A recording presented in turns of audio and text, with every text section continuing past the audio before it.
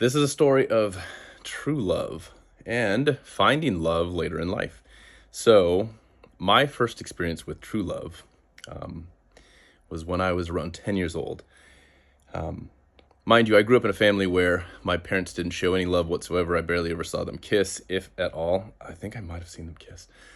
They got divorced later in my life, and I wasn't surprised. Anyways, so when I was 10 years old, um, maybe a little earlier, my grandma, she was in her very late 50s, started dating this man. She lived down in California. I live in Oregon. So we didn't see them very often. But anyways, we heard about him. And so when we would go to visit her, we met this man, and then of course over time they got married, and lived together until he passed away at 95, and my grandma was 90. So they were together for 35 plus years. But anyways, the true love side of things. So this is how I knew it was true love. First off, this dude was a fucking asshole. Like he was in charge of everything. He was the man. But whenever she said something, he would listen to whatever she said. So it was this, he had the machismo. He was an ex-fire chief. He was in World War II, all these things. He was very much the atypical, old school man of the house. And he didn't like the fact that we as boys, big family of boys, didn't necessarily listen to him. We had our own patriarch of the family. He wanted to be the patriarch of the family. But again, that's irrelevant to the story. Well, kind of. I mean, just the fact that everybody hated him, but he obviously, like he showed it in every action, loved my grandma. So this is at 10 years old when I got to actually see and understand true love. I didn't understand it necessarily then, but I understand it now. So we as a family played a lot of games, group games, all the cousins together, big family.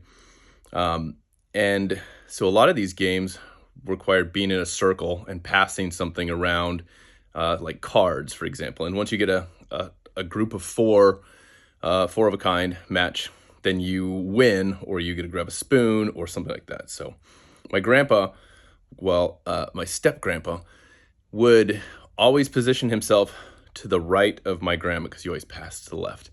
And it was, I think, the second year that we were playing this game that I realized my grandma regularly wins in this giant group of people, and my grandpa never wins.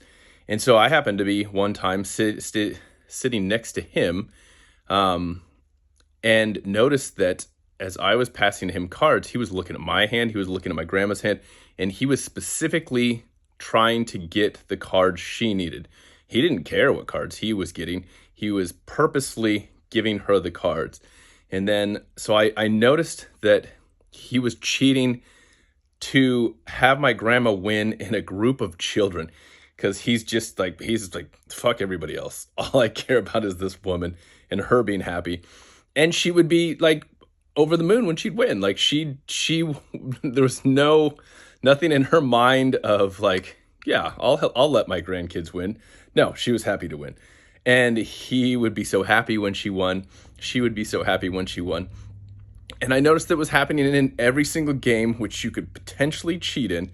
He would cheat. He would cheat in every single game, but he would cheat to make sure she won. And it was just, as a kid, one of the older kids in the group as well, it just didn't make sense to me because in my mind, I'm like, well, we should just be fair for the younger kids. But now that I'm an adult and I have a child of my own, and I'm like, yeah, fuck them kids. Doesn't matter if they win or lose. Who cares? And I would hope to have that kind of love find me someday. Yeah, it's sweet. Is it sweet?